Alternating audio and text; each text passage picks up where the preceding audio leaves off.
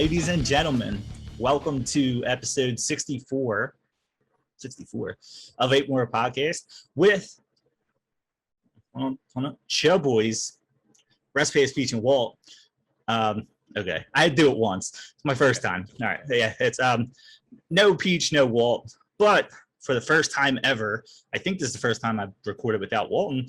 We have Carlos. Well, it's the second time when you didn't show, but first time ever with just me and you. So yeah. So what's how's it going, Carlos? It's going good, Mike. Going good, man. Everything's going good. It's been 14 episodes since I last appeared. Yeah. Has it? 14 episodes, 2 years. Okay, I got that. I got the hosting original thing that I will never say again. Walt, thank you for that, but it's awful.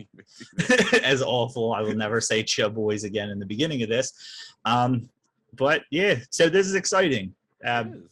So first of all, I haven't even said this to you off here, and I will put you on the spot, but I'd like to welcome you to the show. As far as you could be on as much as you want. The thought is, if you're up to it and if everything goes good, that you could be our new Peach. Yeah, fair. If that's like I say, I'll just put you on the spot. I won't even ask you off of it. I'll ask you right here on it. Of course, live recording. for our tens of people that listen to us, they'll all be angry if you say no. Yeah, although Peach was rarely here, so for those of you that actually listened from the beginning, you know how often Peach showed up. So I'm not asking much. He's married, you know how it is.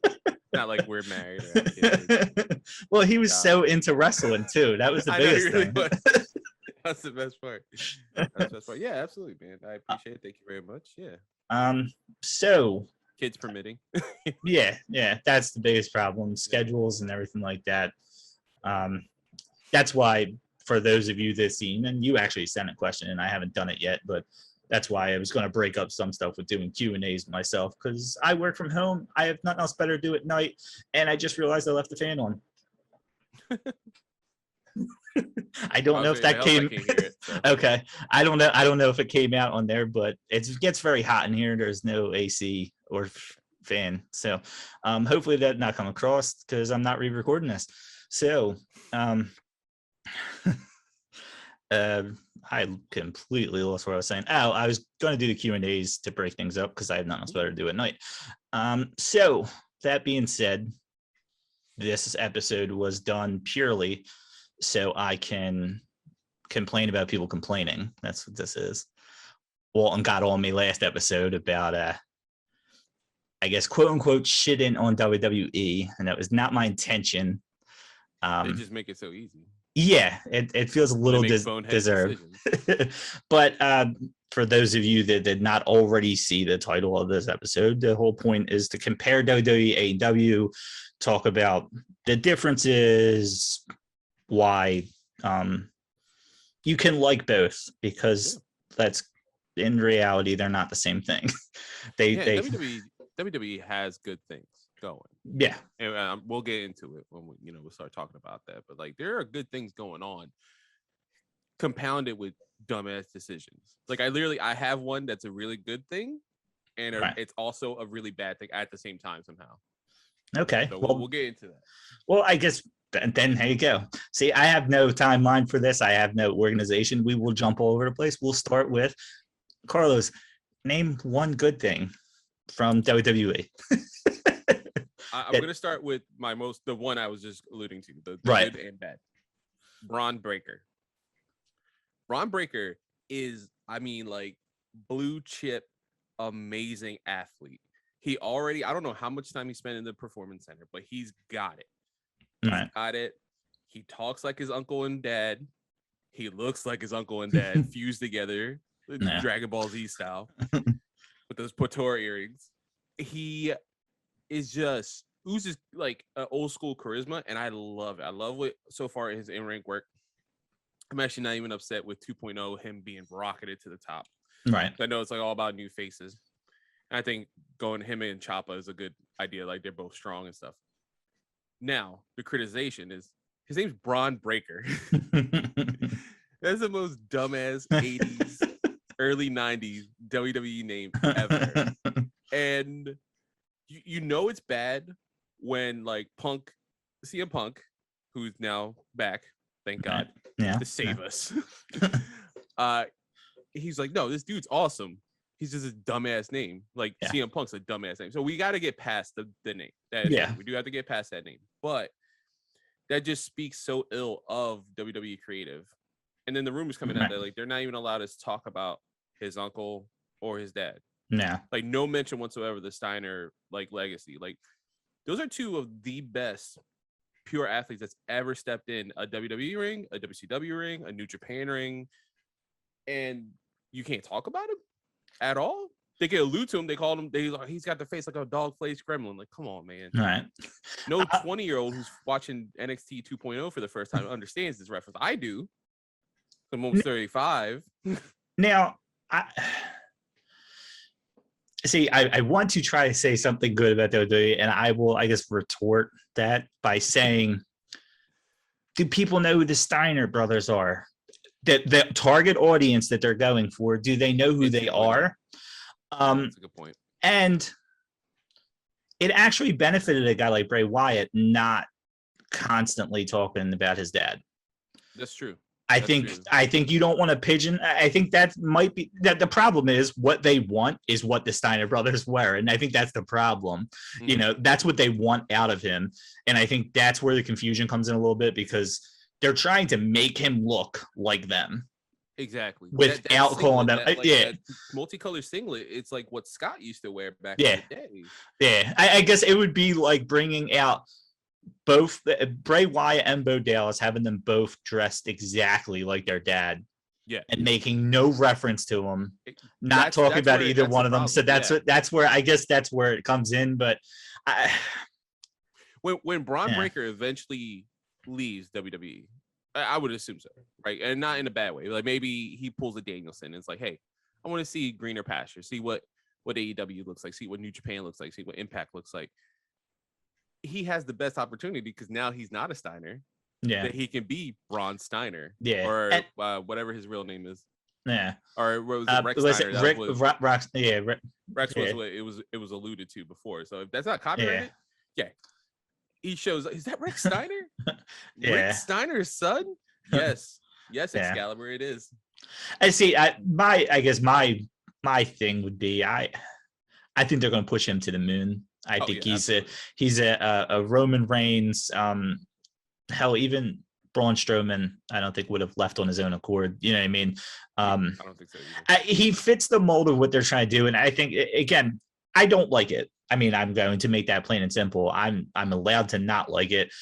People are allowed to like it. I'm never going to sit there and say, "Wow, you're an awful wrestling fan. How could you like WWE?" I know that's where a lot of this issues come from, and I think even Kenny Omega might even alluded to that. Like the most toxic part is that people feel like they need to choose sides, and you don't have to. You can enjoy it.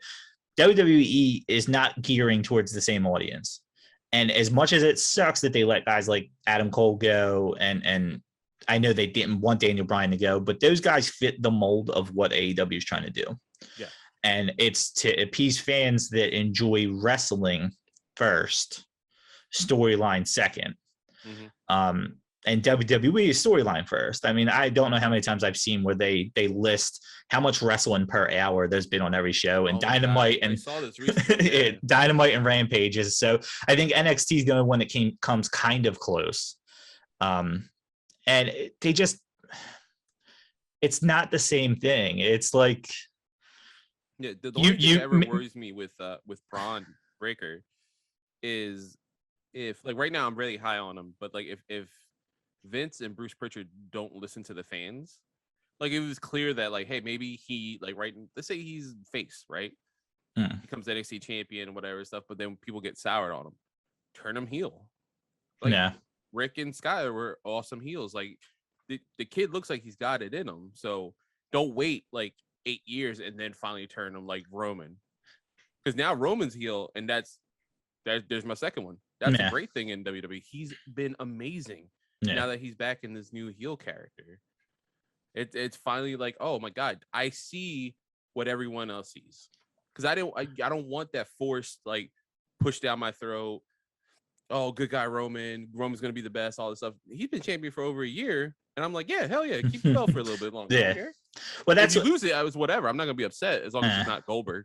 But that's it. They are starting to stockpile Vince's preference.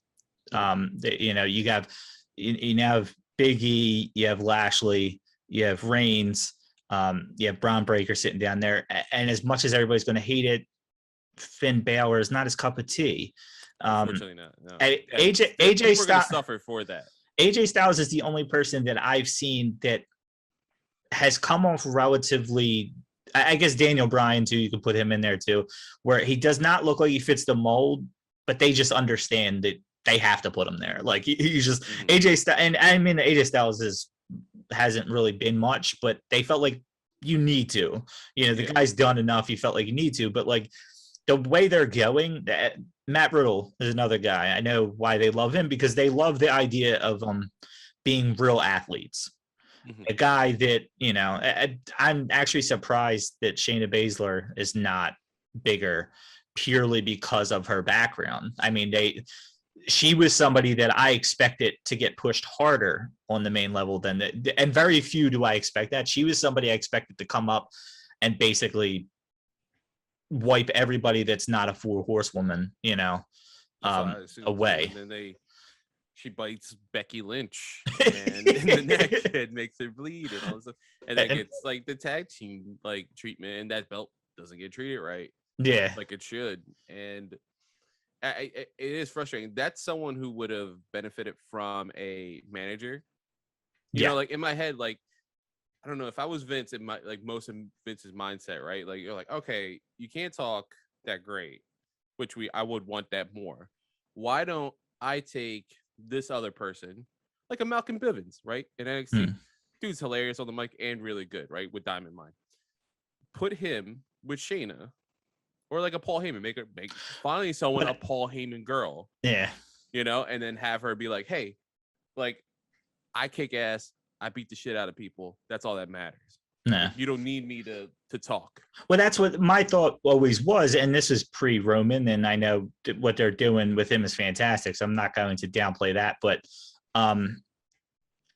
when it was Heyman and Brock, they could have easily brought up Riddle, Shayna Baszler, and when Brock wasn't around, you have the UFC group, you know, or even if it wasn't Riddle too, and it was just Shayna Baszler, it gave Heyman something to do instead of just talking for Brock when Brock wasn't there.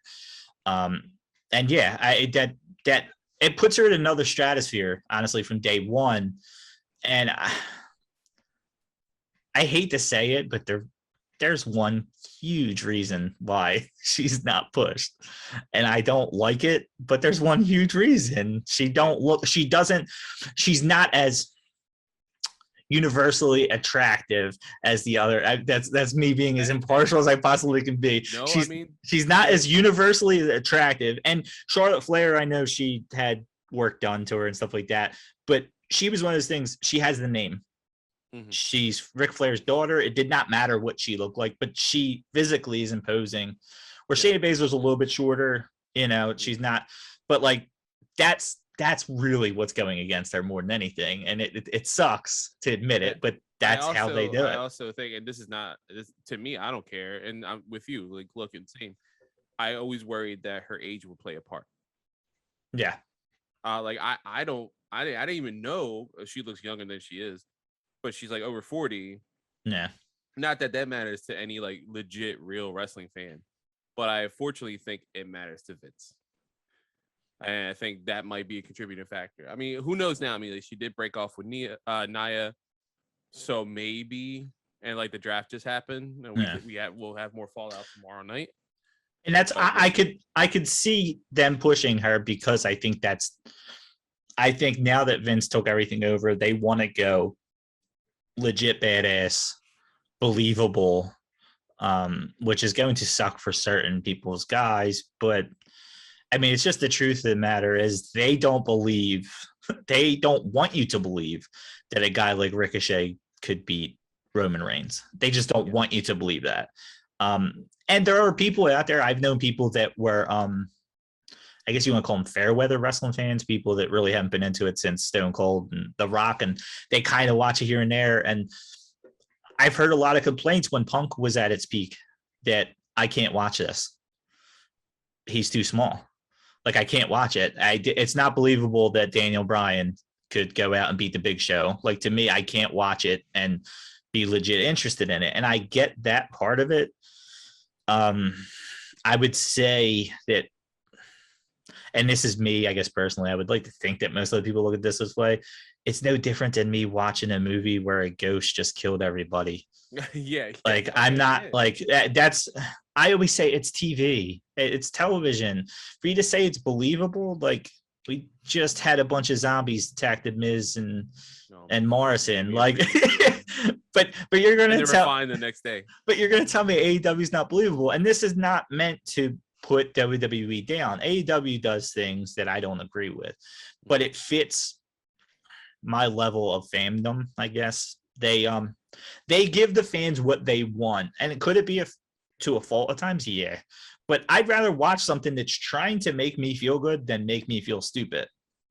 Yeah, I mean, look at this past Wednesday, right, with Sammy winning the TNT Championship. If you look, because I was talking to one of my other, I do the entrance ramp as well, one of our other hosts, Nick, and he was like, I wanted Miro to be a champion for longer. I'm like, yeah, me too. But I was like, I'm not upset about Sammy winning, because if you think about it, for the past like 2 months, they've been hinting that he's got like a chink in the armor, and like everyone's been slowly like whittling that down, like, oh, the neck, Fuego, Eddie, like the exposed turnbuckle. So like the second that the exposed turnbuckle, he got hit in the neck, I was like, oh, Sammy's winning.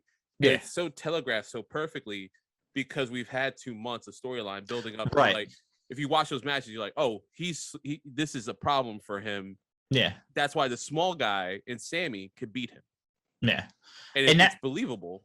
And I feel like and again, I'm trying so hard not to shit on WWE, but it's going to happen. I feel like if they ran that storyline in a match, it would come out of nowhere. I mean, from watching it for years, I feel like out of nowhere in the middle of the match, Michael Cole would be like, Miro has had neck surgery 7 years ago, and that could be an issue here. And you'd be like, wait, what? Not a single person has ever went at his neck. Why are you now bringing this up randomly in a match? Like, oh, okay, that's where they're going with it. Like, the announcers can feed that to you, but like you said, it's been long-term booking. Like, it is not. That was literally led for somebody who was not stronger than Miro to beat Miro. Yeah. In a believable way that makes sense. And Miro is not going to be a champion forever. They need to move the champions around, because I feel like Omega's still going to have that title for a while. Yeah. And having that second title like off of him for a little bit, and have some new matchups too. And Britt Baker, I feel like they're going to ride that horse until eventually, I'm assuming, Thunder Rosa ends up being the one that dethrones her. But again, long-term booking, they don't need to be around each other. Like, I spoke to, I guess we did the CM Punk episode after Double or Nothing. And no, we must have did it before. I don't know. I talked to somebody where they were not happy about it. I think I was saying they were not happy that Ruby Soho won. They wanted Thunder Rosa to win. And I can't remember who I was talking to about it, but I said, dude, it's long-term booking. They want to keep them too far apart, because it's going to be a big deal when it happens again. Thunder Rosa is going to beat her in a real match, and that's how she gets the title. And it makes sense. You keep them away from each other. So Ruby Soho is kind of that placeholder, kind of like the Daniel Bryan Omega, where you figure eventually Hangman gets that. It's again long-term booking.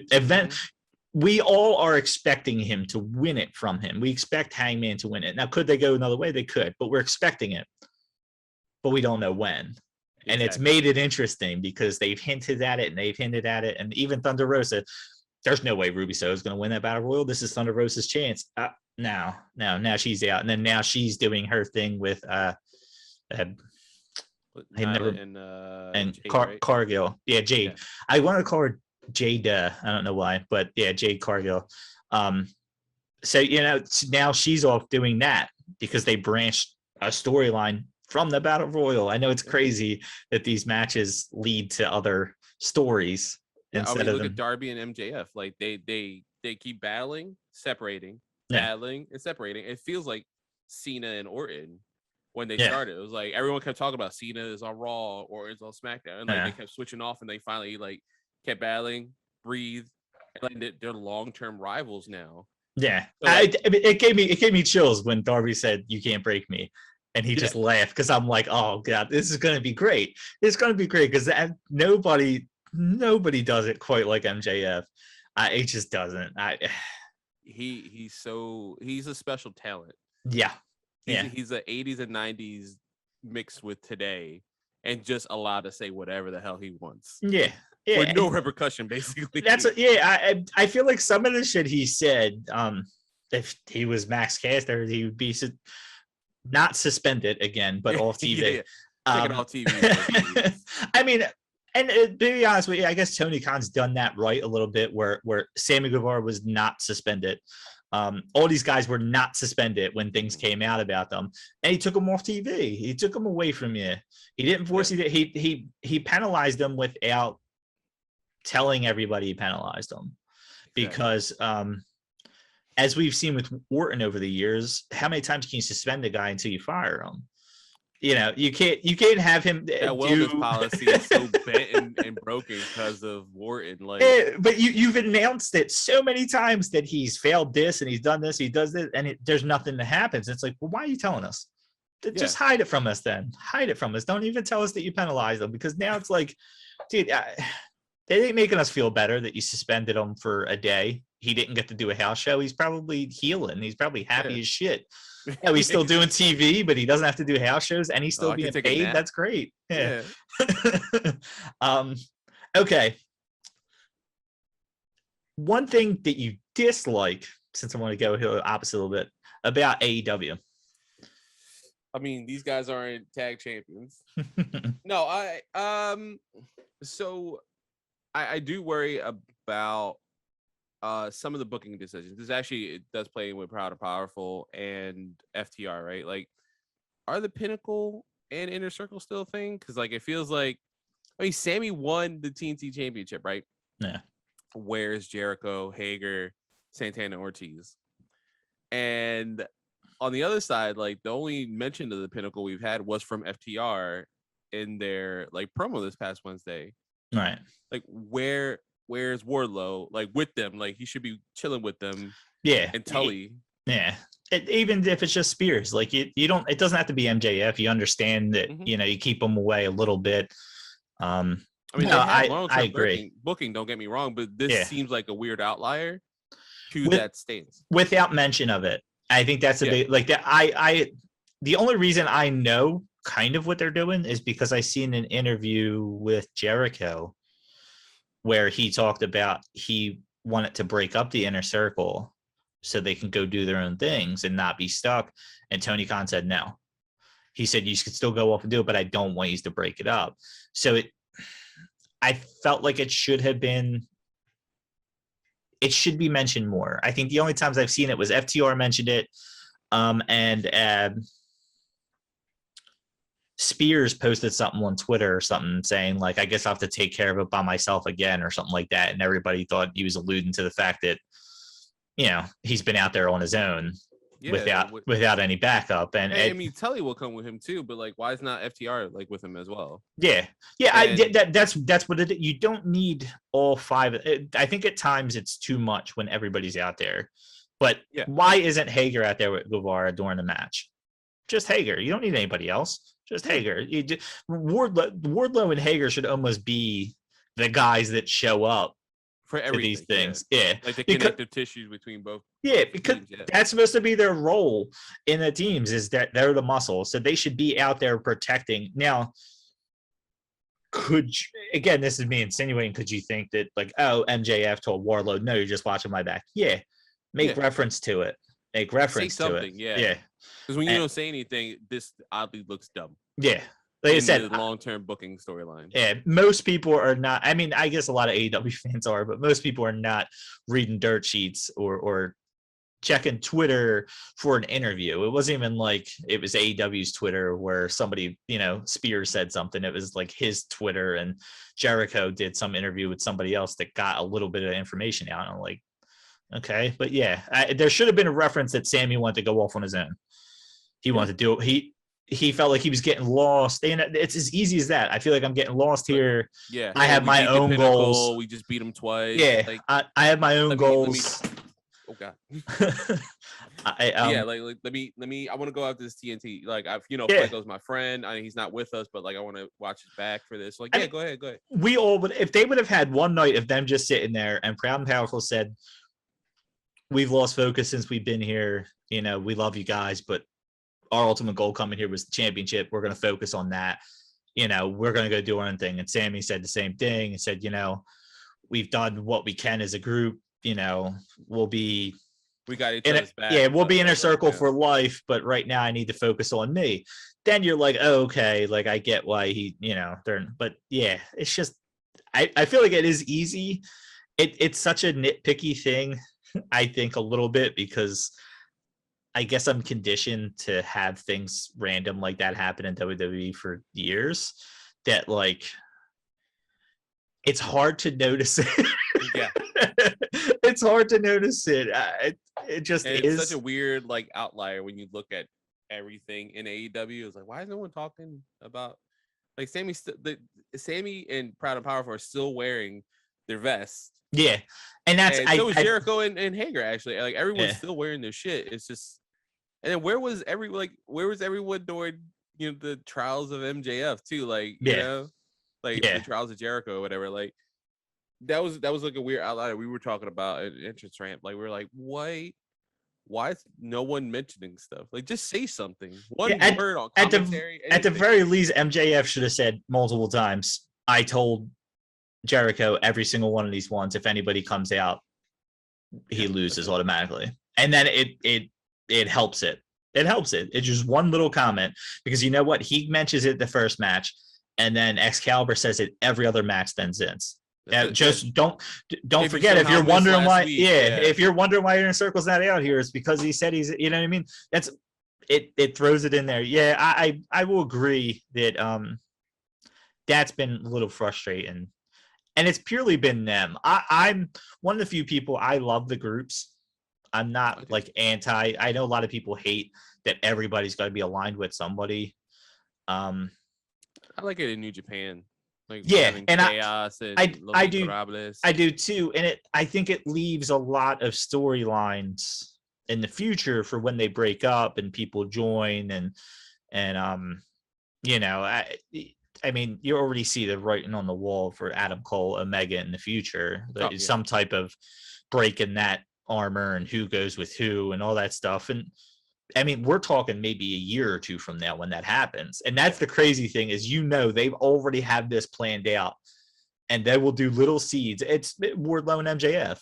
I mean, that still might not happen, but it's still good. And it still might not happen for a couple months. Yeah. And they've hinted at it little bit, and then it goes away. I thought it was too early when he broke away from Cody. You knew it was happening, but I thought it was too early. Yeah. I think it was I think one of their biggest issues, I don't even want to call it an issue because I'm not opposed to it, but all the new signings, I think, makes them change a lot of their plans.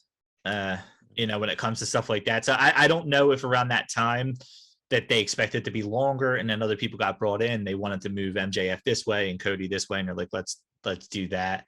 I felt like if they started that storyline now, we would see it play out for a year or two. I think so. I agree. I think they were looking for one big splash, and that was what they felt like was it at the time.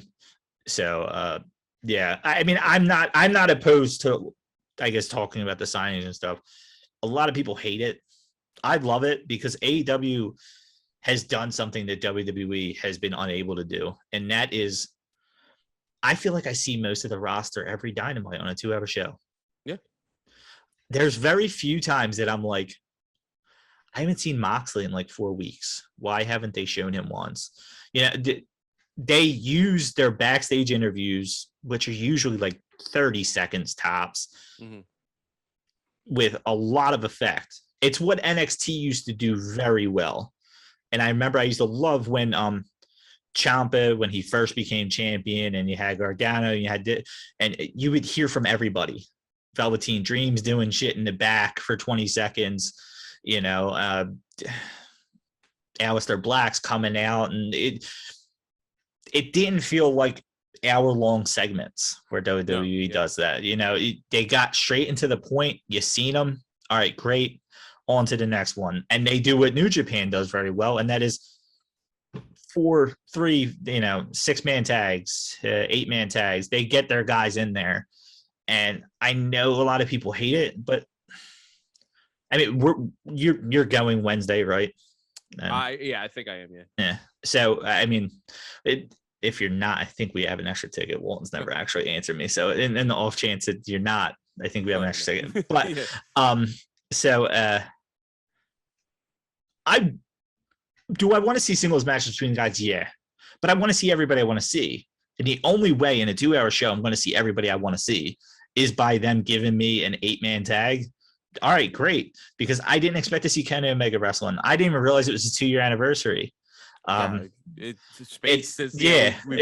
because of COVID. Yeah. So I'm assuming I will have this up before Wednesday. I'm going to try to work hard on that.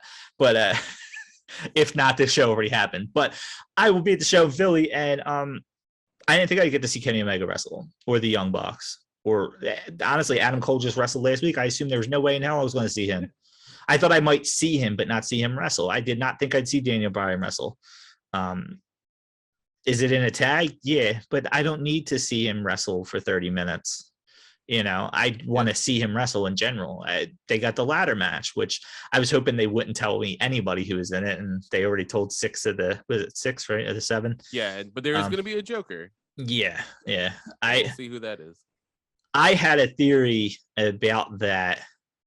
I don't think I'm right now because I feel like they hyped that. I feel like Tony Khan's already hyped it a little bit. So, but when I originally heard it, I assumed you might see a guy like Rob Van Dam, since it's in Philly. Okay. Yeah. Hit, and then him win it, and then wrestle Omega on Rampage, which will be taped after Dynamite. That's fair. Yeah.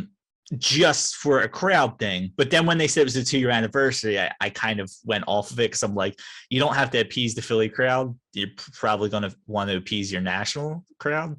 And I don't think Rob Van Dam would be a name, because I even thought Bully Ray too as a possibility. Yeah. Okay. I was just thinking, you just get that, you get the ECW guy in there, the crowd goes nuts for him. Definitely not Dreamer. Yeah. Not for like another year. But then, you have him wrestle it, and you're not expecting either one of those guys to beat Omega, but then you get to see Omega in a singles match with them, and that's the dream. Yeah. I mean, who's your pick for who you think it is?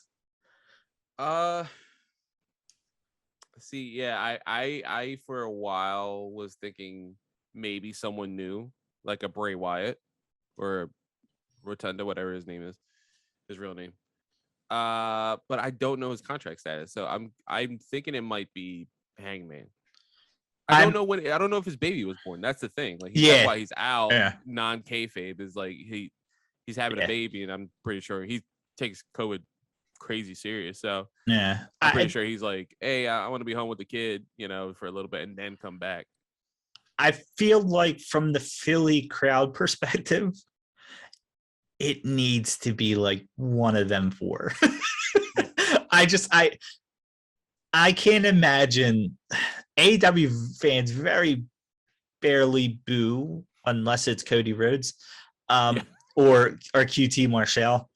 They very rarely boo. I mean they boo us Young Bucks money. Yeah, and you know what? They boo MJF. I think QT. QT is excellent mid-card heat. Oh hell yeah! It's weird. It's a weird thing. He'll never be a top guy, and I don't think he wants to be, and I don't think they want him to be. They built him up to be what I thought the librarian at Peter Avalon.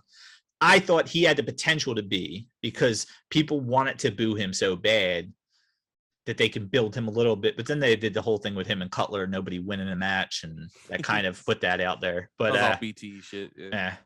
So well, here's the other issue too with I do agree with you. Like I feel we see most of the, like, quote unquote, I would say main talent, right? Not that like the people who show up on Dark or Elevation are like lower tier, but those shows are there for almost like a reason. Like you kind of have to work your way up to be on Dynamite, right? But we do get to see like a decent amount of people on Dynamite, like you said, even if it is just FTR like last week, just saying like, hey, no, we're gonna come back, we're gonna be strong. I'm like, all right, we saw them for 30 seconds, cool. Aleister Black, or I'm sorry, Malachi Black, we saw him for like 30 seconds. You know, it still builds that Cody storyline. Arn Anderson with a gun, who knows? You know, it's Philly. Arn Anderson with a gun would be the only dude in North Philly allowed. It's weird because I can't watch WWE. I just can't. It's tough for me to say. It's tough for me to say because I used to watch 4 pay-per-views a year and then read results. And now I watch 2 pay-per-views a year and read results. And honestly, I could do without most of the night in the Royal Rumble other than the Royal Rumble matches themselves. And WrestleMania, I don't think I watched last year. Like I'm trying to think. It was. I don't think I did. Boneyard, right? Boneyard match and I just don't. I don't remember watching it fully. Yeah, I think it was like No Crowds, Boneyard. Well, they did 2 nights the last 2 years, right? Yeah. I did not. I went back and I watched certain matches, and that was all I did. I did not watch it live. And for somebody who's watched every WrestleMania, especially with friends or family since I can remember, for me to be like, I'll catch it later. It's not good. Like, it's just not it. And it's too much TV. And it's a weird thing because AEW has all these shows, but I don't feel like I need to even see what happened on Dark and Elevation because you don't. And if something happened on there, they do a relatively good job of mentioning it quick on the show that, hey, they've been feuding the last bunch of weeks in Dark and he's finally won up. Like I forget, they had the match on there and they were like, they've been feuding for weeks on the I guess it was Dark at the time. I think a lot of people's issue, because they don't want to sign ex-WWE guys and they lie to us, which it's usually WWE fans. Let's be honest. It's already AEW haters who are saying that because at the beginning they said we're not going to just sign ex-WWE guys. But you can't not sign talent. Like, I mean, Adam Cole. Have someone the caliber of Bryan Danielson. You have someone the caliber of Adam Cole, because he's obviously he worked his way up with the Young Bucks and all, and PWG and ROH and all, right, and being part of the Bullet Club. But like, he even got more over being on NXT, longest reigning NXT world champ. You know, like leader of the Undisputed Era, like one of the best factions ever in NXT and WWE history, straight up. And they even built him up even more. So when he came over here, he's already even a bigger deal. But like, it's hard not to, like, you can't ignore that. Yeah. Like, not to talk shit about Braun Strowman, but you can ignore that. Yeah. You can ignore that signing. Yeah. You can't ignore Bray Wyatt. Like, No. I don't know who's get him, but like all eyes are on him. Because this dude got himself over multiple times despite all the shitty booking that he's had. He created one of the best characters and then even further evolved it in The Fiend. And you have to keep an eye on that. But that's what I remember when all this stuff happened, and I might even have said it to you. I know I said it to Walton. I said, like, right now, currently, they just brought in like 7, and I'm going to include Zack Ryder because he was there a little bit, Matt Cardona. Like 7 of the most 10 over characters of like the last 10 years in WWE. And 2 of them are Wyatt. like I mean, not they brought them in. WWE has lost them, is what I should be saying. Not necessarily AEW brought them in. I'm hopeful that they bring in Wyatt, but like Daniel Bryan's yes was bigger than everything else, and he's been trying so hard to get that his old ROH fucking headed. Yeah, and that's why I'm like so hopeful that we're the crowd that like we have to be the one. Because that I did not realize that's in his theme song. When you were saying how do you feel about the theme song, I didn't hear it. And I remembered he did an interview where he said there was an old ROH chant that he's really hoping to get. And he said, that's why it's in my song. People couldn't hear it because everybody was going nuts. And then when I listened to it online, I was like, oh shit. Like he's doing it because he wants the crowd to sing along with it. So they start, it's a long fucking chant.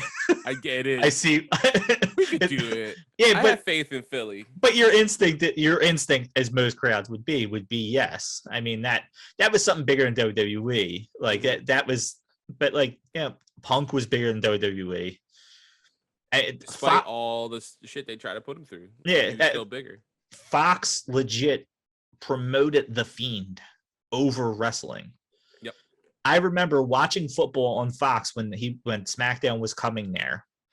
And they would literally, in between commercials, have the Fiend's face pop up for like a second. They would not explain it. Not at all. You'd be like, what the hell was that? I remember seeing on Twitter where people are like, what was that? Because people didn't know. They're just like, what did I just see? Like, what was that? Yeah. But they were trying to get people like, what is this? And look it up and see, oh, wrestling's coming. Oh my God, this character. And they completely dropped the ball on them. Like they just... I mean, again, not to jump on this like shitting on WWE. I mean, look, Big E's champion. Like we're living. You know what I mean? The Hurt Business is back together again. Thank God. Tell me. Hold on. Before you get too into it, they're both reactionary moves, right? They are. To Double or Nothing. Okay. They're shotgun. Okay.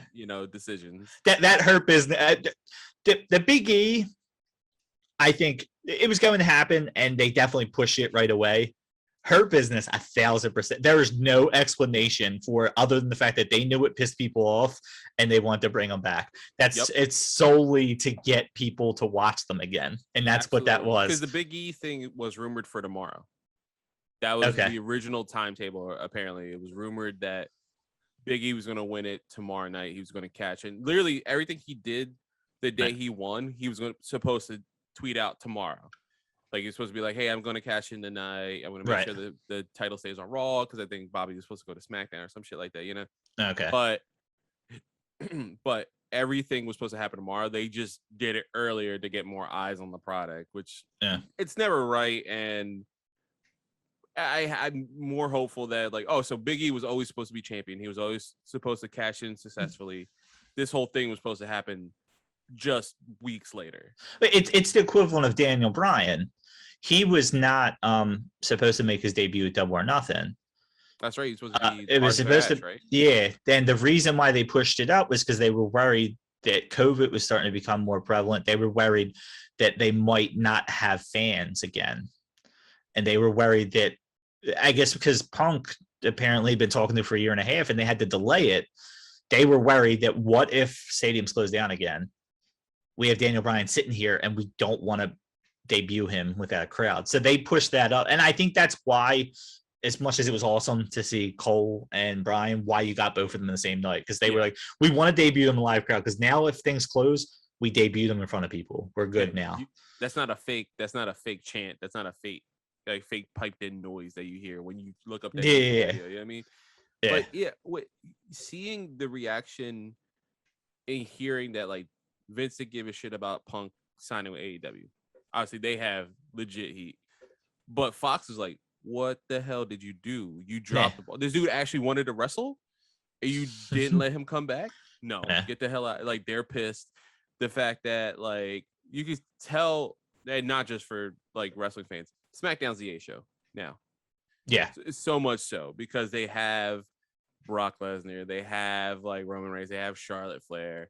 Now, all this stuff, but it's like, I always, in my head, I think because of like when the original brand split, like that's always been my A show because it was the one that had more wrestling. It had Eddie and John Cena and Edge and Rey Mysterio, all that stuff. But now it's very obvious because Fox is like, well, we're giving you a shitload of money. Like, we want to be the A show. And then hearing that they're angry, like, you let go of Bray Wyatt, you didn't sign CM Punk, who we already had signed to a Fox contract. You could have just, like, he wants to wrestle. You could have just did this. You didn't mend any bridges. And then USA getting pissed because, like, wait, you're getting all the talent over there? Like, you're getting Brock, you're getting this? No. Like, actually hearing that the networks are angry at them is very interesting to know now. Yeah. It's only going to be a good thing for WWE's product as far as fans like us. And that's where I guess I'm never good at articulating that for a fan like me, it's a good thing. Is it good for people who enjoy the normal WWE way? Probably not. I mean, you're probably going to be disappointed because they are going to have to react. I honestly think this whole NXT 2.0, I know everybody thinks it's Vince being Vince and he's overreacting. I don't enjoy it, but I understand his thinking. He wants to go in a different direction than what AEW is. He almost wants to go completely the opposite direction. He wants to compete with them and say, look, we have real men here. They have boys. And that's what he wants. That's what this goal is to show that they're small, flippy guys, and we have the real guys. If our guys got in a fight with them, they'd hurt them. And that's the thought behind it, and that's great and all, but it's a very old school thinking. Triple H had it right. He knew that what AEW is doing now would work. Yeah. Because it did with NXT. NXT was what AEW is right now. Just without the back. I mean, AEW is being backed by a network. It's being backed by, I mean, they had the WWE network for an hour a week. Yeah. And they used to bring, but they would bring guys on the main show and they'd get squashed. The only time we've really seen them compete with the main brands was the Saudi Arabia the best debacle. SmackDown in recent memory. And it was forced. And if I remember correctly, and this has been so long now, they never actually did all three shows of that Survivor Series, right? It only ended up being SmackDown and Raw. No, they did. That's no. They did a men's and a women's match, but they didn't do all the triple threats that we thought we were going to get between all the champions. Not right? all of them. We did have like the mid card belts, so the Intercontinental, North American, and US. That was one because that was Shinsuke, Roddy, and okay, all right. Who the hell was the Intercontinental Champion at that time? I don't know, but yeah, who was US champion? But they didn't do it with them. They didn't not like they didn't NXT do the main championship. Okay, because I think even Shayna, I think, was the women's champion at the time, and wasn't she was in the women's tag match? I think, right? No, that was the other one. That was the other title match they did. I said I don't remember it completely. So yeah, but, and then they did teams. Then they did also NXT, right? Raw, SmackDown. But that's the only time they did it. Hey, that's I remember. And that was a great Survivor Series. I remember that now because they put Keith Lee over like crazy in that match. Yeah, he was basically like last man standing. I think lost to Roman. And then they both like shook hands, like, yeah. Maybe it was Night of Champions they had not that long after, where everybody's like, oh my God, they're taking all three serious. And then Night of Champions was, it had nothing to do with NXT again. It was like, oh okay. It's weird to say though, too. Isn't it weird to say, like, being a fan of wrestling in the 90s? You're like, oh man, Triple H has his finger on the pulse. See, like, after being like one of the longest reigning like world champions, and like, as a wrestling fan, be like, I hate watching Raw every week because you're champion. So. See, I was always a fan of Triple H. I've always been one of those people. I was never a huge Stone Cold guy. I was never a huge The Rock guy. I was a Kurt Angle guy. Even now, like, Kevin Owens could do no wrong in my eyes. He just can't.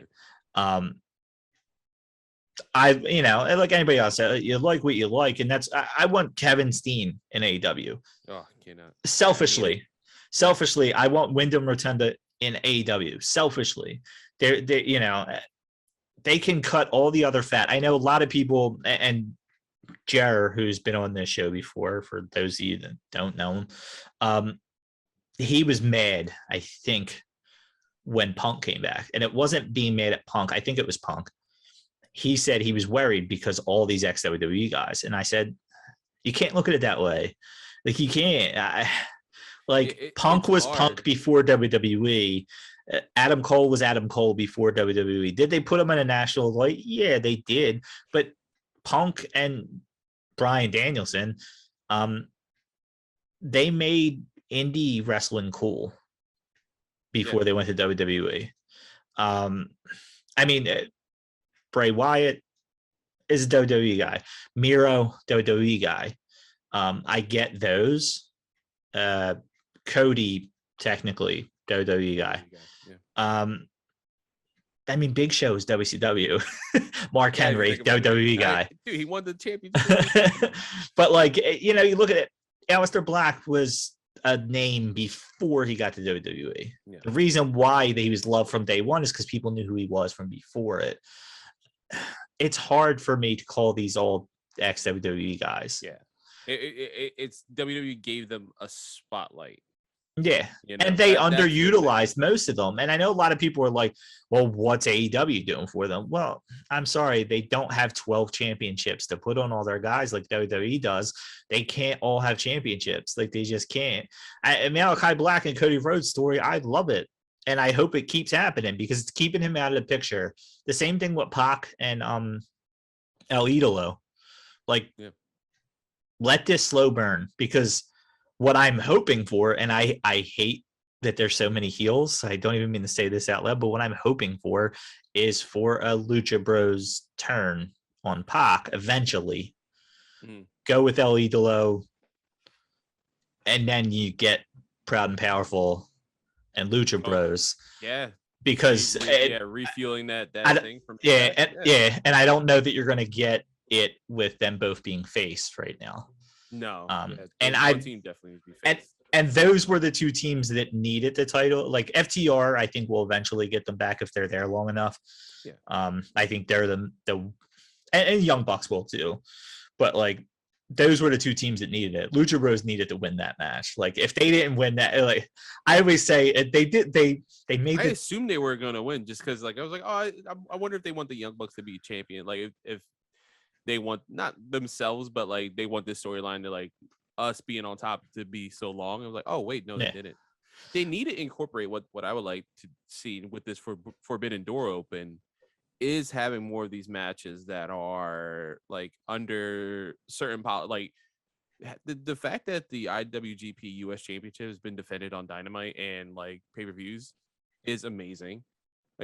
That was a great match between Moxley and Jesus, why can't I think of his name?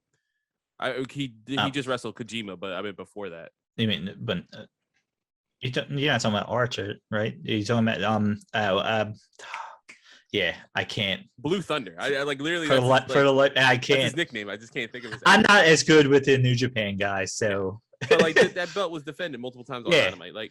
The Mega Championship has never been defended. I think it was once on TV, and that'd be cool if the fact that Omega lost the Impact Championship on Rampage on the first episode of Rampage, that was really special. Why not have maybe Andrade beat Omega for? I know we all know that's what's gonna happen, right? Yeah, I think that's a way to give him a title without when and giving where, him though. One of their own. Yeah. And but Flair going to be involved. Well, that's probably what talk about defending other championships. My real, I know I said Rob Van Dam or Bully Ray against Omega. My real thought for what Rampage's main event could be is Lucha Bros against El Idolo and somebody, because he made reference to the tag titles.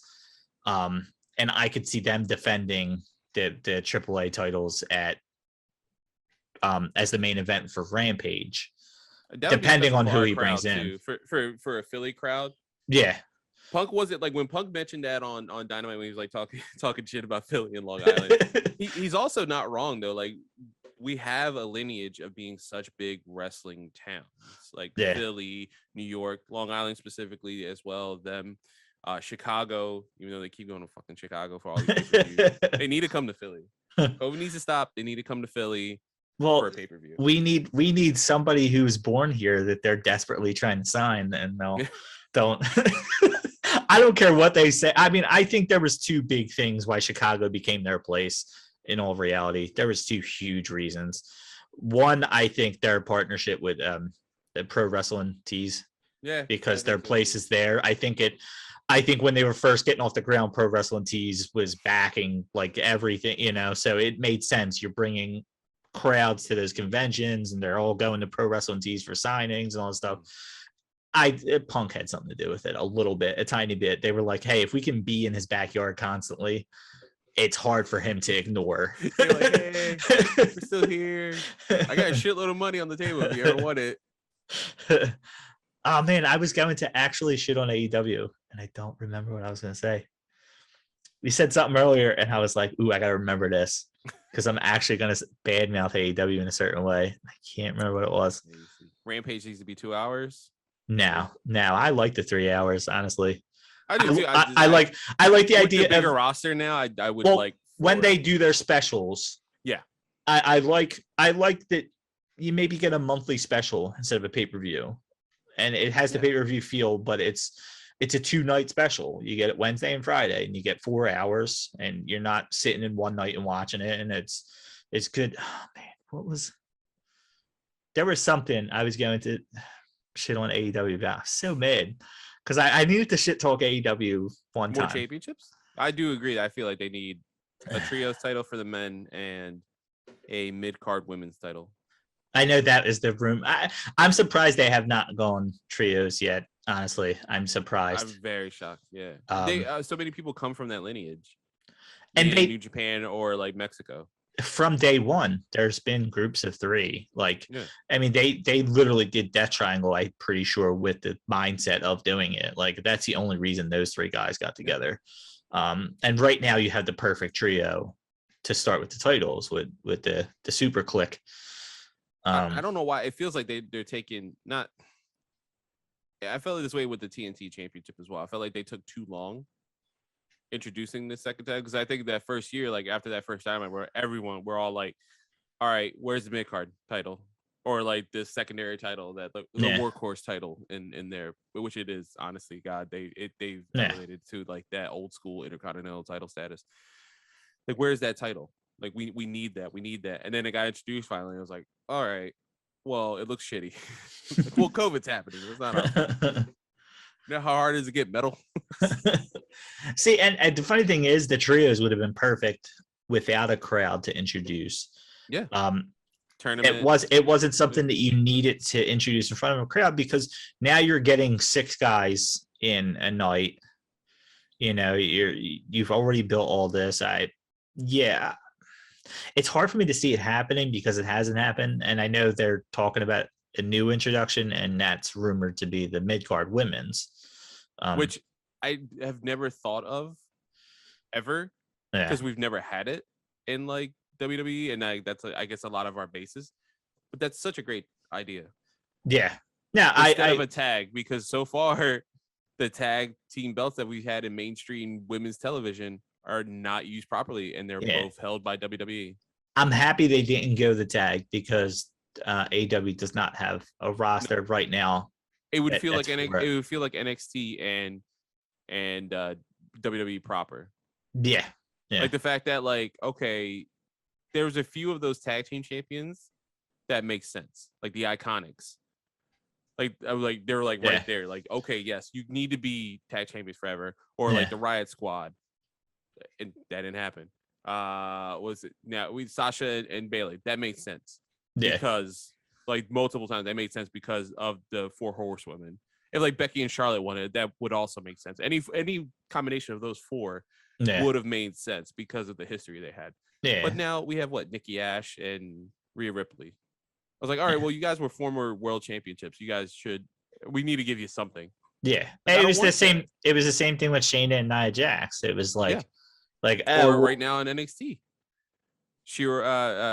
Io Shirai and Zoe Stark. Yeah, I gotta be honest with you, I didn't even know who Zoe Stark is. I seen they were tag champions. I was like, first of all, I was like, when did Io Shirai come back? And it's like, who is this person their team with? But again, I've not watched the product. It's so long. Actually, and to be fair, this is a WWE problem, but they always do that with tag teams. Like they just like, oh, you two we'll just put you in the tag team and you guys win the championship. Like, do you not care about these belts? The good thing is that there are some established who are champions. Like we have RK Bros have been set up for a while, and that surprisingly is working very well as a tag team. AJ and Omos is actually working surprisingly enough as a tag team. Yeah. Like it's funny enough. New Day, I love always. Any combination of them three holding those belts, I think, are great. And the Usos, now that they're even heel again, it's like, wow, okay. Like you guys, they're doing a lot of the big moments are perfect. A lot of the small moments feel like they don't really care. But that's what the RK Bro, the fact that they went this long without them breaking up is surprising to me because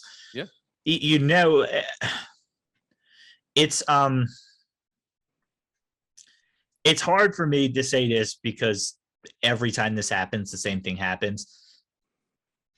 Matt Riddle's going to turn on Orton because the whole thought is Orton's eventually going to get sick of Riddle and it's going to go the other way.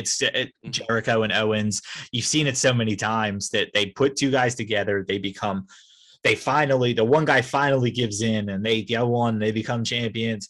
And then you're expecting Orton. Nope. Orton got turned on. And now suddenly you have Riddle as the heel. It's going to happen. Yeah. But they're doing it the right way. They didn't give it to us too early. They didn't give us the MJF Cody thing. It's not. It's long term. The Roman Reigns thing has been long term, and I think they have this shit still planned out. I think what's happening now with Lesnar has been planned out almost since day one. Yeah. And I think they just had to make sure they was secured. Yeah, monetarily with him. But it's long term booking, which is a nice thing to see. And they can say whatever they want, but AEW has a lot to do with that. They were somewhat threatened from day one from them, and it's only gotten worse. They're not, but they are. And it's fine. It's okay. Yeah. When I feel like they should be, and I'm going to say this as I don't feel like WWE is going to have business. The people that are so hardcore AEW that says AEW is going to take, it's not going to happen. No. If WWE goes out of business, it's because of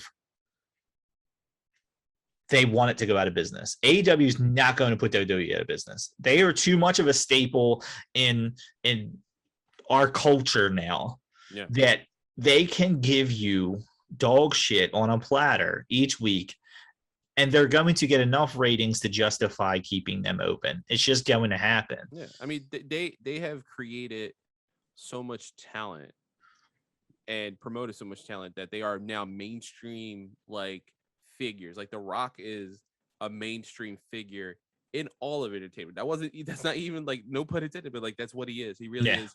He encompasses all of entertainment now. I mean, the dude has energy drinks. He has tequila, which is fucking delicious. He has. He has all so is the energy drinks, but he also all this stuff. He's the most well-paid actor in the past 3 years running on Forbes. And he started in this wrestling dynasty in Allentown, and then built up by WWE. We're oh yeah. This guy actually, I think, fucking shout out to JR for being yo, this dude actually has something about him. It's not just a family thing. I think he actually has something there. And that's where I think AEW is going the right way about things. I'm very hopeful that they find a way to get Punk or it's so hard for me to say her name, Renee Paquette. John Moxley's wife, onto their NHL shows. Now they have the NHL because they're both huge hockey fans. Yeah. And I think if you start making it's like bringing Shaq onto it. I know a lot of people surprisingly good. But they can think about this. WWE brings random stars on and was it Bad Bunny? Yeah. Was amazing. Absolutely amazing. The problem that he had was we're so used to mainstream major stars. He's a major star in his own right, but he's not a mainstream where any Joe off the street knew who he was. Yeah. But he was serious about it. It was almost like a Pat McAfee. Not a good one. He's serious about the business, you could tell. And it made people turn to be like, okay, this is great. But it didn't have that shock value. AEW has brought people in that Mike Tyson, Shaq, Stephen Amell. Yeah.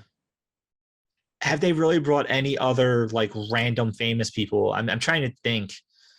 The most recent one would be, and it was weird, and it just was because that Rosario Dawson, yeah, because of Cody and I felt TBS show. Yeah, I felt like that they should have showed her in the crowd a couple times before then. Yeah, I was like, wait, what the hell is she doing here? And I was like, oh, wait, she's from New York, so yeah, she's probably. There you go. Like, oh, the Big Show. Yeah, gotcha. That's an AEW thing that they have to learn from WWE. WWE would have shown Rosario Dawson at the very beginning. She would have waved to the camera once every 15 minutes. They would have talked about her in the Big Show constantly, and then it would have happened. Yep. And you were seeing it coming, but they were letting you know, hey, she's here. It's not just like, oh my God, did Rosario Dawson just come like from her house? Did she just know this was happening? Just show up? Because I didn't see her in the crowd once. Yeah. And then wait, why is she jumping the barrier? Wait, why is nobody trying to stop her? It was very strange. There you go. There's a negative. I think I actually am remembering what I was saying about AEW, the negative thing. Oh God, did I lose it again? Shit, I did lose it again. See, I started talking negative, and I'm like, I was saying we were talking about AEW's booking. Mm-hmm. It's gonna bother me. You know, once we stop recording, I'm gonna be like, "Oh shit!" I'm gonna text you and be like, "This is what I was gonna say." And it's really not even that important. It's just bothering me right now. And I'm like, why don't I ever? In there. Yeah, we were talking about AEW struggling with. I don't know. It'll come back to me, but yeah. Dark Order? No. I mean, I think that all went to hell when Brody Lee died, honestly. Yeah. It's hard for them to make that a serious thing again. I just there's only two things I could see coming out of it is Rotunda, if he shows up, and Hangman coming back. And Hangman, that's only literally his wife got pregnant. So yeah, part of me was like, at first, was like, why are they doing this with the Dark Order? Why is he leaving? I was like, wait, he's having a kid. Oh, you have a legit kid. Okay. Yeah. You guys actually put this storyline on hold so he can have a family. That's cool. He brought some legitimacy to their joke of an act, honestly. And that 10-man when they all showed up wearing, that was great. I was like, wow, that and the Space Jam entrance were like two of the best entrances we've had recently. Oh, there you go. Entrances. You just jogged my memory. Lucha Bros, when they won the title, they did the ultimate WWE giveaway. Yeah. You don't have a grand entrance as the challengers when the champions are not having a grand entrance too. Mm-hmm. Unless you win the titles. Have you ever seen a grand entrance where the guy lost when he was the only one that had it? You know, it's funny because all I could think of is Rey Mysterio winning the world championship and POD's playing him out, like playing the song live. He's coming in the Aztec gear. Funny enough, the full Aztec gear like they did as well. I was like copy paste. I feel like the only time I could think of somebody who had a really grand entrance was Shawn Michaels against Undertaker. Yeah. But Undertaker's entrance itself is grand. So it's hard to you know what I mean? That was telegraphed from him coming from heaven. Yeah. Undertaker coming from hell. I mean, I guess every time Cody Rhodes wrestles. Oh my God. I feel like every 2 months he gets like a new version of his song. They play it live. And Snoop Dogg. There you go. There's no celebrity. Snoop Dogg. I forgot about that. Yeah, there you go. Anything associated with the Big Show on TBS. Like that's the bad thing with AEW, apparently. Not heels. Which is not on any TNT show, but still, not anything with Stephen Amell. But like, I loved what they did with Shaq. Yeah, At the match when he just wasn't in an ambulance, because he's openly said he's willing to come back, and they just want to find the right thing for him. So it's like weird. Like, wait, where's Shaq at? So I only because it was like teased so much in WWE. I still want Shaq and Big Show. Yeah, I feel like that would be great, but like I feel want it. It's like today. I still would love AEW to throw a bunch of money at the Undertaker and watch Sting and Undertaker wrestle. Yeah. I don't care what Undertaker's name is. I still want to see it. I don't care what it looks like. He can come back as me and Mark Calloway. Yeah, it's fine. Yeah, it's not the same as watching Goldberg and Undertaker wrestle. You have two guys that were good workers that they could work okay enough with each other. Is it going to be a great? I was saying that in WWE before I even thought Sting was going to be a thing in AEW. I was like, just throw a shitload of money at Sting and make it cinematic match. Just do it. Everyone's doing it. And WWE, to their credit, like 75% of those cinematic matches have been great. I think the swamp fight was like the only outlier. It was a big outlier, but I think that's the only outlier. And I think one of the biggest, I love the whole Alexa Bliss thing with it.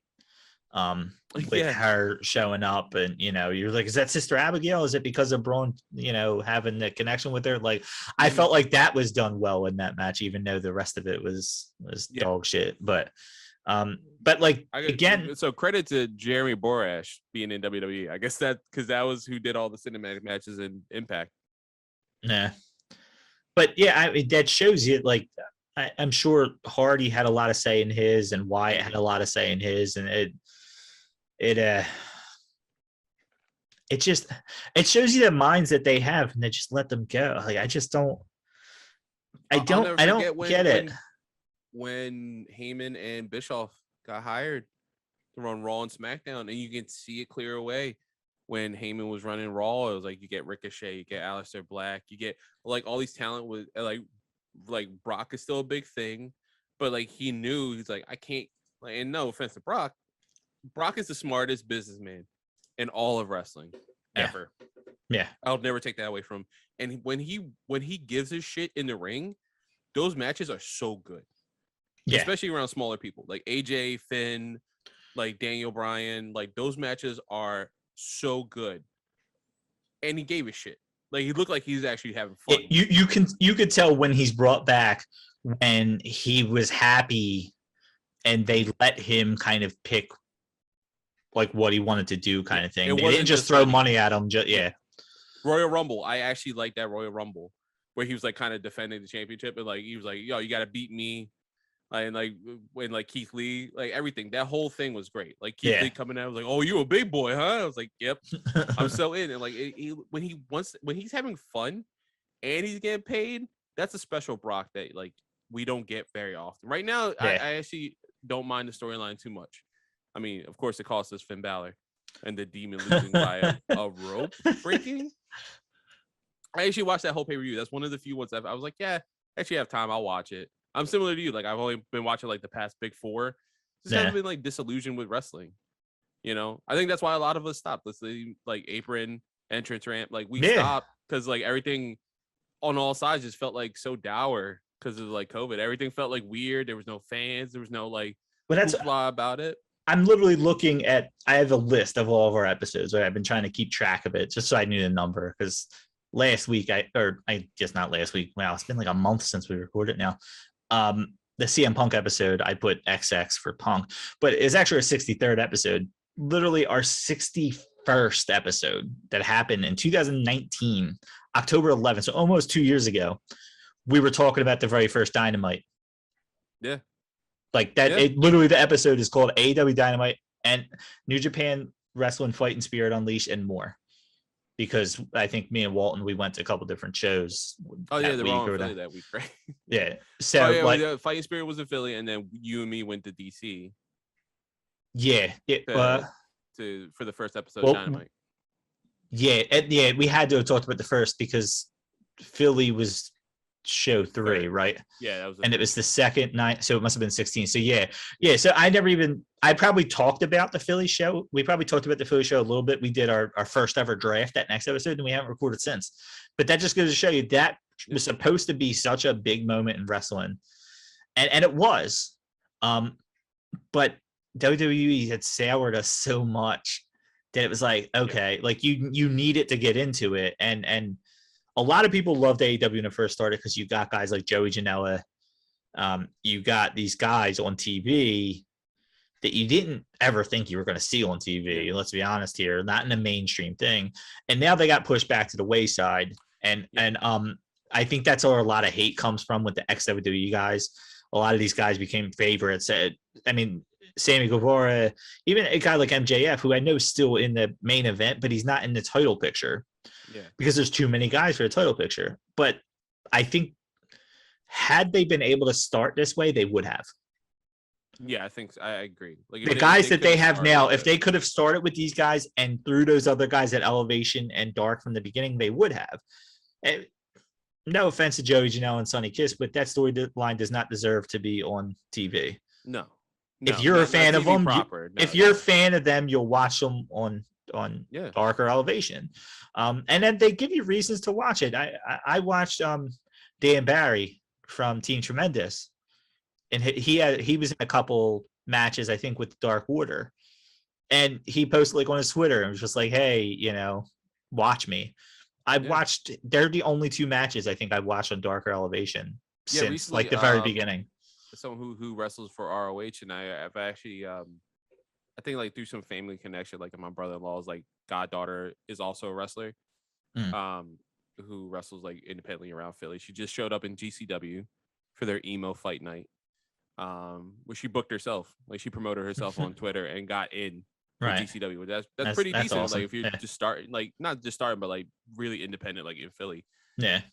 And her boyfriend is from here too, and he just showed up on Dark, and like he promoted. And I was like, oh, I looked. I was like on Instagram. I was like, oh shit, dude, congratulations. I'm like, oh, I'm watching.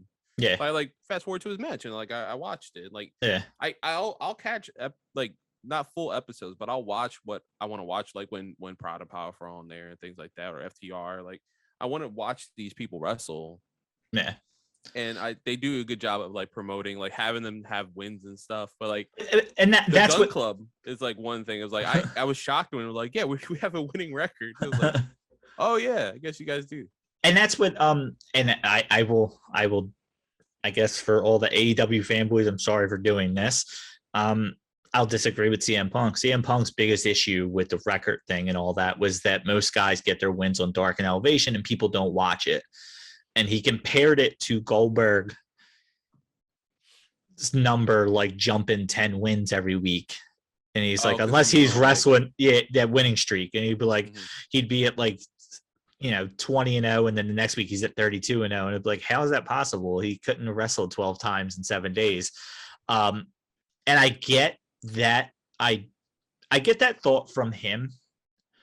But the thing is, we know where the wins are coming from. We're just not watching it. They could prove it. You can go back and watch all these wins, and they're not wasting our time with the 3 hours of TV per week on squash matches, but they're giving us squash matches. And that's what it is. They're going to show you John Moxley's going to be on Elevation. He's going to wrestle some nobody. It's going to be 2 minutes. He's going to put his moves in. And you know what? It gave the live crowd something. We are going to get a lot from 7 to 8 because they record like 10 matches for Elevation. Like it's crazy. But like we're going to get a lot from 7 to 8 before the show actually starts.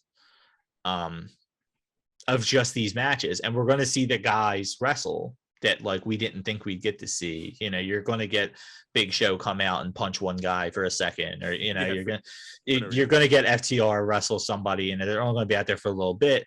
But they do it right. You're not just getting Joey Janela and Brandon Cutler headlining them. They give you names. They get, but they're padding those guys' stats.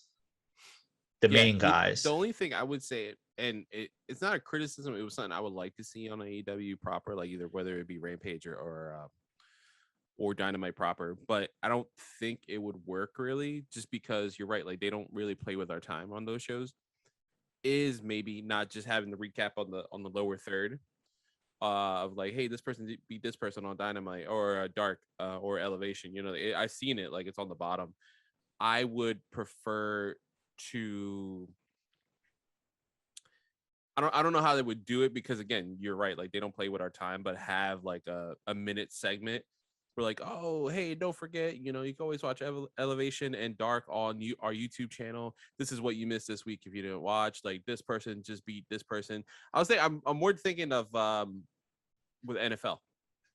Like when we get the halftime report, it was like, you get like that 1 minute of like Terry Bradshaw like hyperventilating as he's like getting through like Baltimore just did this and what you do is you go in there and you say, yeah, John Moxley, got another win under his belt. Thunder Rosa got another win under his belt. And then the ones that you're not going to care as much, you show on the TV and you say him defeated him, and like, hey, Will Hobbs is just climbing up the ranks there on Elevation. He's somebody you're going to have to look out for, because he hasn't been on Rampage or Dynamite much, but he's really racking up wins and he's moving up the rankings. And who knows, like if there's like a barn burner, like you didn't expect that was on Elevation. Yeah. Like be like, hey, do yourself a favor, like, and they can clip that whole match out, like they have been recently with some of them. Just clip that out and be like, don't forget, like you can watch that on YouTube. Like, go to youtube.com/AEW. Yeah. No, I think that makes a whole lot of sense to do something like that, and maybe it's something they'll build towards, and maybe they won't. I mean, if you look at this past week, like every Wednesday Dynamite felt like breakneck speed, and not in a bad way. Like it did not feel like there was a lull. It just felt like boom, boom, boom, boom, boom, boom. Like to the fact that the only criticism I had from last Wednesday was like we didn't get like a full celebration for Sammy winning. Yeah, like defeating Miro. It was like, all right, time to road to the top. Like, shit, I don't want to watch this. That is the one thing that it's weird, because I feel like they're using the same production team. But don't you feel like Rampage, and I know it's usually an hour, but don't you feel like the ending of that is so much more rushed than Dynamite most weeks? Most weeks, you feel like it doesn't give it enough time. And they're doing it right. They usually put the main match of the night for Rampage. No offense to Sammy and Miro, but they usually try to put the top match first. Mm-hmm. Yeah. In a bubble, they may have still put Bryan Danielson and who was it, Nick Jackson? Did he wrestle? Yeah. 50-50 shot. No, but like right. that may have been, even with a title match, that may have been considered a main event. But they wanted to give that match more time to breathe, because the Miro and Sammy one was not going to be a more technical match. And I think it's like John Moxley's main event at a lot of the Rampages. Why? Because he doesn't have to wrestle for 15 minutes. No, that's not his character. That's not what they want out of him. So he can main event it because he's a name, and he just comes out and does his thing. And it sucks because a lot of his shit has been rushed. That was the whole, oh God, the guy from New Japan, Kojima, the last person, Suzuki. Oh yeah. The Suzuki incident, because it never reached that far. But yeah, like, I mean, that happened purely because they were rushing to it. And honestly, that match could have not gone on as long as it did, and they could have let him do the entrance. That's true. That was like a double-edged sword for them. That definitely was, because it's like, well, did we have the song go for a super long time, which it should kind of, but then it's like, well, then you get this awesome match between them, which they've wrestled before. And if you've never watched New Japan, which is a little difficult to find, watch on American television now, you get to at least watch it now here on this, and you kind of get to see it, like see what other people like who can find it easier, or like are willing to like look up the match, have seen before. Yeah, it's like this Forbidden Door thing is also awesome. I will say that. Oh, it is. I think, I guess I could have dealt with a little bit less of them hitting each other back and forth and laughing to get his entrance in. The one thing AEW does right is the music and the crowd interactions and music is amazing. Yeah, because it was a little rough at first. Yeah, remember, there was some like that first show too, especially had some like weird music cues. Like it was hard to hear. Yeah, and I don't think it was where we were sitting, like stage side. Yeah, I think it was just in general. But even them like dishing out money for Wild Thing and Orange Cassidy's theme and making sure they have Cult of Personality and all that, Jericho's song. I think I was at a bar not that long ago and it started playing. I'm like, what? Start looking at this thing with me. It's just me. I forget who I was with. I was like, do you hear that? And they're like, what? And I was like, I think it's Jericho's theme music. But like, they get the crowd into it. It's so weird because me and you, we've been to plenty of indie shows. You know how that feel is. You have everybody there chanting. You don't. I'm not the type of person that goes out and chants and stuff like that, but indie shows almost make you want to. Yeah. They make you feel a part of it, and the wrestlers make you feel a part of it. And NXT had that to a point. And TNA tried it. Mm-hmm. I think TNA was, for lack of a better term, douchey indie wrestling fans. I could not stand every match cheering for both guys. Yeah, I get you. This is awesome in the first minute. Like, that's what TNA was. Every match was awesome. Every match was awesome. Both of these guys was a chant from the very beginning of every match. Like, you can't like everybody. Yeah, it's okay to boo somebody. Stop cheering for everybody. Like, some matches, understandable. Stop cheering for everybody. It used to turn me off from wanting to watch TNA was the crowd. It just turned me off from it. I'm like, dude, this is not what a real indie crowd's like. This is the people who live there that think they're cool and want to be different on TV. And that's exactly what it was. And then NXT came around and it became a larger indie crowd. And now you have WWE style stadiums with an indie crowd. And it's crazy. It has the WrestleMania feel. Yeah, I don't know if you caught any highlights from 2.0 this past Wednesday, or Tuesday. But there's this whole tag team segment where they're like introducing like, some of the new tag teams, like was it Bull Buchanan's son is in one of them and stuff like that, which is a weird name I haven't heard for forever. Right.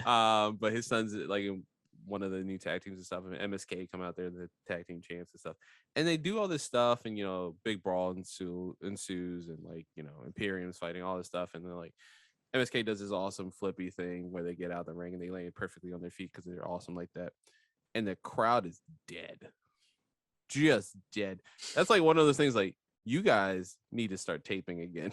Yeah. Like, until you get the crowd back to where it was, y'all need to start taping again, because they should have been dead for this awesome moment at all. Like, yeah, it's been 20 minutes of wrestling.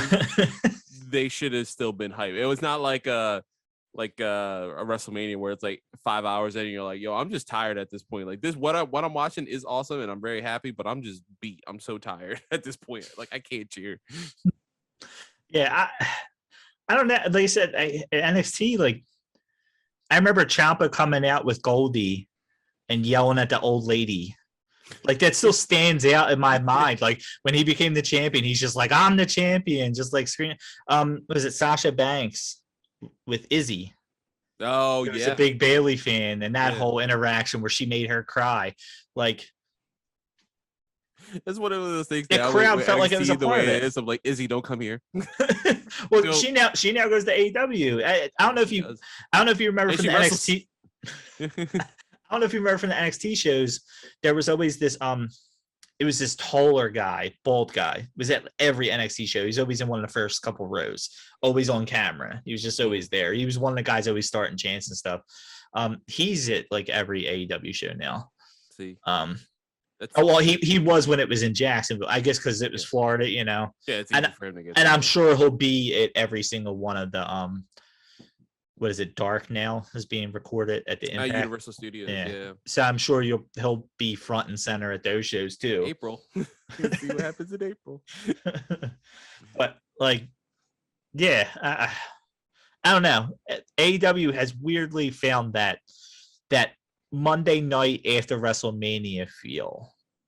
The thing that you used to love watching because you had these the everybody traveling from around the world. I've been to one WrestleMania. We went to Dallas, and it was one of the most fun that I've ever had in my life. It was wrestling all over, and it made you had to be excited. Like you just wherever you were, everybody else was so passionate about it. We all just paid a crap ton of money to go there. ROH was there, and we went to the Hall of Fame, and then they had SmackDown there, and I think it was Tuesday night SmackDown at the time. And then we got lucky that the Dallas Stars played on Thursday, I think, that week, and then the Texas Rangers played on Wednesday. Oh, so you guys just had like? Oh yeah, we added 2 days onto the package, and we literally just did everything. I mean, it was sports and wrestling the whole time. We seen JR do a live show at a bar where he did like a one-man thing, and he had actually Shane Helms. Oh, okay. And it might have been Jeff Hardy. Both came out like near the end of the show. Might even have been RVD. I forget. You always hear about like these events. Like Wale has Wale Mania. It has like musical acts. And, like, it's become a bigger thing. And that was the guys from WrestleZone is the wrestling site I used to use from the dirt sheets. Josh and Justin. Justin LeBar and Josh. I forget his last name. As well. But they did a show at a bar on the day of WrestleMania, and the second day we were there, and we went, and we went to one of their shows. Matt Hardy had a thing the next time that's where we got a picture with him. Him and Rebby were there, but and I think she had the baby like in a pouch handing out shirts. But they're 8 million. But like they sat down with us, Josh and Justin. Like we all came out. There was only like 12 of us in the crowd, and they were like doing a live show, and they just came and sat down with us. Asked us where we're from, talked to us. Asked us if this is our first WrestleMania, all that stuff. But it was cool. It felt fun. You've had times in your life where you feel like you don't want to tell people you're a wrestling fan. Oh yeah, it just has that, and when you're there, you feel like it's okay. This is Comic-Con. This is you're okay to be a wrestling fan. Accepted here. Don't need to hide it. So like AEW has brought that back to me, where now I don't just wear wrestling shirts. On the podcast, I wear them when I go out, and I have people. I mean, BW I've always been able to. We're in Philly, ECW. Everybody screams about it. You'll get somebody. But like, I have a Team Tremendous shirt himself. Yeah. Speaking of Blue Meanie, you may not even know this. A long time ago, my dad worked with somebody who knew somebody in the wrestling biz who was friends with Meanie and Joel Gertner. Oh my God. And he was telling him about my podcast. He told him, and I talked to him on Facebook. This was pre-COVID. We had already did 1 or 2 interviews then. I think just the one. And we were trying to set up a time for me to meet Meanie and possibly Gertner. So I'm going to reach back out with him if we keep doing this. And Walton was never a big fan of doing the interviews. I loved it. I over prepared when we did the interview. So I've thrown that out there as another thing. Yeah, you want to start recording with put us. My hat on that one. You might get to meet Gertner. Yeah. So I thought it was cool. Like I said, we were talking. It was just a busy time because COVID had just happened, and it was like we were trying to set up a time. I thought we were going to do a Zoom call, and he was talking about meeting up in person. I'm like, what? I get to see him in person. Like I thought it was cool just to be on a call with them, and they're like, so I'll see where that goes. I push hard. I was trying to get this. Now that I guess we'll start to slow down the show because I did not see how long this was, and I'm pretty sure we're coming up on 2 hours. I could talk, and it's our first episode, so I fully expected this to be long. We'll discuss that, and I'll see what I can do because that would be cool. We'll do that too. And then recently I just found out Chuck E. Cheese like lives in Northern Liberties. Oh yeah. So I'm about to start just like visiting my sister like all the time and just be like, hey, you want to take a walk? Jared went to a concert somewhere in downtown Philly, and he said he didn't want to take a picture because he didn't want to be rude, but he said he went up and he was like, "You Chucky T," and he's like with the girl, and so yeah. Well, what's the name is right there off of Girard. I'm trying to think. It's like the new place. Like NXT was there. Yeah. But that's in Northern Liberty. So yeah, that's probably he probably walked over. Yeah, like right there. Yeah, sure. Yeah, but okay. See, this is why I love doing these broad subject topics, because I don't feel like we covered everything and not anything all at the same time. That's great. I love the fact that you're still. I know you started back up with entrance ramp podcast. Yeah. You can promote it, even if you're going to be on here. You can promote that if you want and tell people how they can see it, and Yeah. So we have an anchor link, which I'll have to talk to you offhand because you can get this on. It's like free podcasting hosting. It's awesome. So we have anchor.fm / the entrance ramp. I think it's all just one word. I have to double check that. I'll send you the link though too. And then we have a YouTube. You should just search the entrance ramp because we don't have 100 subs yet. And then I do my own nerdy and entertainment stuff. It's Nerd a Day. You can just search that on YouTube, and we have an anchor link as well. Yeah, there you go. Check it all out, and I will hope to have you here for every episode from here on out, because ever since that what was that one episode we did? Wrestling Society X. I can never. I always think of the initials, and I'm like, dude, no, it had like a full name now. Ever since that episode, you were the most prepared person I've ever seen for a guest spot. I mean, it's not like I did a whole lot, but it was like I was prepared because I'm always that prepared. So it was nice to see somebody else, because Walton, love him, but a lot of times he tells me not even to tell him the topic until we get on the show, because he wants it to feel fresh. But then at times you don't feel prepared for it. You know what I mean? Yeah. Like I almost feel like sometimes I'm talking too much because I knew what the topic was. Even when we did the interview, I made this whole rundown. I went this guy's whole life when we did for the Book It with Paul Laporte, which was awesome. Yeah. Go back. Well, I guess you can't see it now. We don't have we were going to try to go to Podbean, but we will definitely talk, because I do want to get our past episodes back up if possible. And for those, hopefully it'll be up not that long from now. And that was episode 25. It's a great wrestling game. He came out with this. It has a very it's card based, right? Yeah, it's card based. Yeah, I don't know why I couldn't think of it, but the interview was great with him because he's run some show in New York, a wrestling show. He's like a promoter there, or whatever. And I did all this research and I sent it to Peachy and Walton, and they were like, "What is it?" Like Peachy thought I sent him a book report, and Walton was like, "No, those days are past me, man." I'm pretty sure Peachy didn't even do the interview anyway, but Walton seen it and he's like, "This is amazing." I was like, "Dude, I'm coming prepared. I don't like, if I'm going to interview somebody, I want to feel professional about it, I guess." You know what? I feel like a lot of times that comes out really well. Not to get too off topic at the end here, but like when you're prepared, I feel like it helps. A lot of my, like, not to disparage, and you guys should check out my videos and stuff, but like I'll just like, I got 15 minutes, the kids are asleep, fuck it, I'm just gonna do an episode real quick. And then there's very few times where like and I'll ramble every once in a while, but like I'll like, I've done reviews and like those are a little more prepared.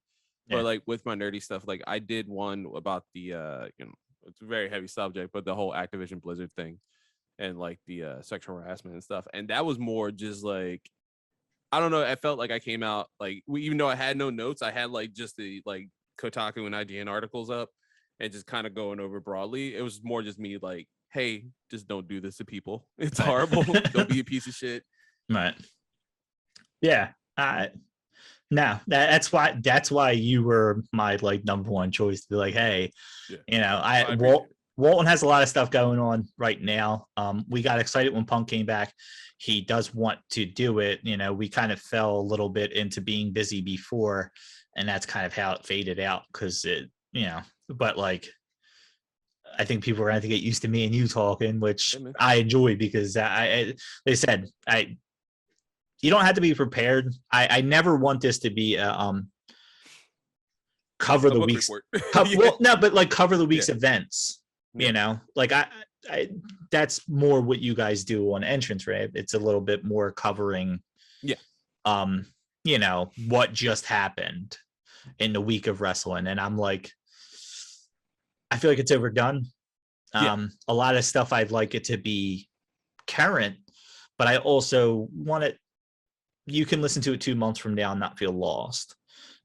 So, and we will discuss, and I'd love to hear any ideas you may have, because that was one thing Walton and me always did. And Walton has some ideas, and shout out to Mike Berry, who is the other person that's always, he gave me the other question for whenever I do this Q&A thing. But he gave Alan's question.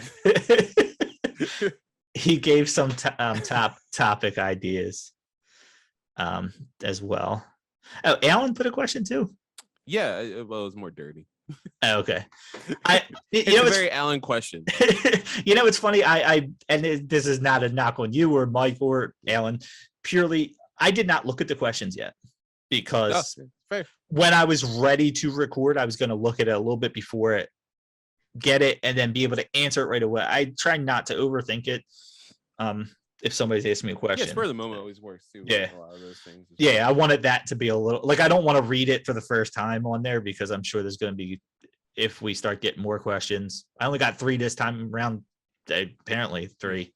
Although I'm not going to answer Alan's. He already told me not to. But, you know. It's a very Alan question.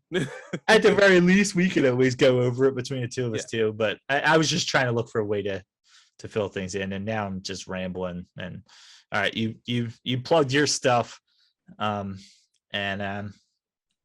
is the one thing Walton sucked at, and I'm not very good at it either, is wrapping it up. So do you have any last things you want to say about this, or how awesome it was being on here with me? You know, no, compliments. It's absolutely a blast.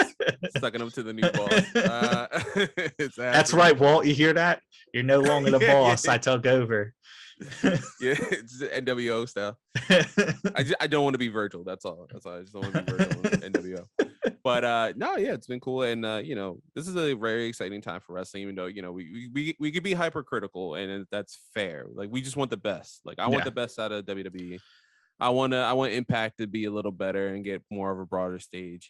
Not be like, hey, this random person's on Impact. Like, whatever. Like, and I want AEW to continue to fire on all cylinders, and there's gonna be lulls, and we're gonna be critical because they're on such a high range right now that like those lows feel like really low when they're not really. They're just like but they're doing so well that it's like that feels like, oh, come on, man, you're fucking up. Yeah. So like what you like, don't be a dick. Yeah, like what you like, don't be on somebody else about liking something different. And I will say this, as much as everyone's calling me a WWE hater, Impact's worse. Impact's worse. Somebody told me the one time that, oh my god, it's so good when Kenny Omega was on there. The very first episode they had Kenny Omega on there, they were talking about a guy getting arrested for shooting the one guy who doesn't remember who he is.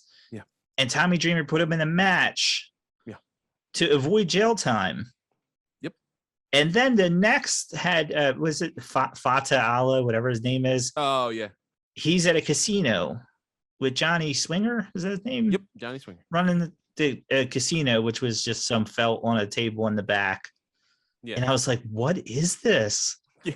When they say Impact is good, and this is for me just like watching a lot of YouTube stuff, they're like talking about Deanna Perroza being like Impact champion. Yeah, they have division is really good. They have bright spots sprinkled Christian in. Daniels coming back because of that Forbidden Door, like little things like that. But they're not talking about beginning to end, just little things. They have little things sprinkled in that's nice, but it's just like, dude, how can you watch? Like, this is worse than WWE. It just is. I'm sorry for those of you that I might offend by that statement. I'll probably offend more people with shitting on Impact than WWE, but like, honestly, wow, it's so bad. I can't watch it. I can't, and I wish I could. But I can't. It's not good. It's not even kind of good.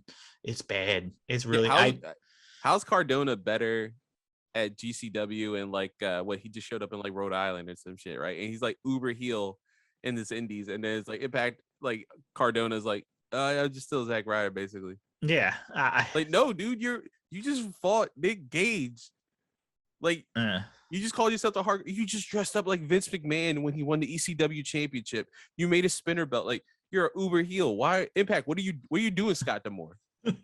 They did a wonderful thing by changing up their commentary when Omega first went there, because that commentary was brutal. What was it? It was Josh Matthews and was it his wife Madison? Yeah.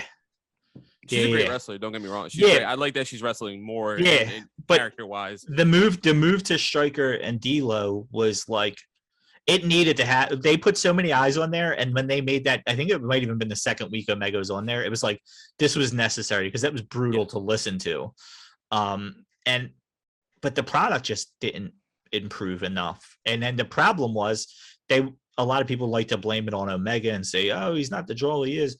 No, people watched that first time and was like, this is bad. Yeah. Like I went back and watched. I used to watch a replay and I'd skip through until they showed the Good Brothers or Omega, and then I wouldn't watch the rest of it. Deonna Purrazzo, I would watch depending on what match she was in. Yes, but in reality, I don't even, no knock on these guys, but like Sami Callihan, I'm okay with. Eddie Edwards is a mid-carder that they pushed to the main event. It's just Moose, I feel like, is like they missed the opportunity with Moose. Yeah, he's so lost in that that like, and the rest of it's cartoony. The rest of it is old, like Vince McMahon. I feel like writes some of their shit because it's almost like, oh, I can't do this. We have actual people that will throw us off TV. Let me go by Impact and I can have fun and do what I want to do on there. Because that's what it feels like. But all right, enough shitting on Impact. This has now become AEW versus WWE versus Impact. That's why I'm really afraid that Wyndham Rotunda ends up there. I'd rather see him in New Japan, or I would start watching ROH. I can't watch Impact. I can't watch the awfulness sprinkled in between of just trying to watch one guy. But yeah, so there you go. Like I said, I always ramble, never get to the point. So I will wrap this up. So thank you, Carlos, and we should do it again soon. Hopefully it won't be another month until the next one we record, and we'll fingers crossed on that one. I had this one planned in the last episode. I don't have anything on mine, so we'll discuss it. But for until then, we'll see you guys when we see you.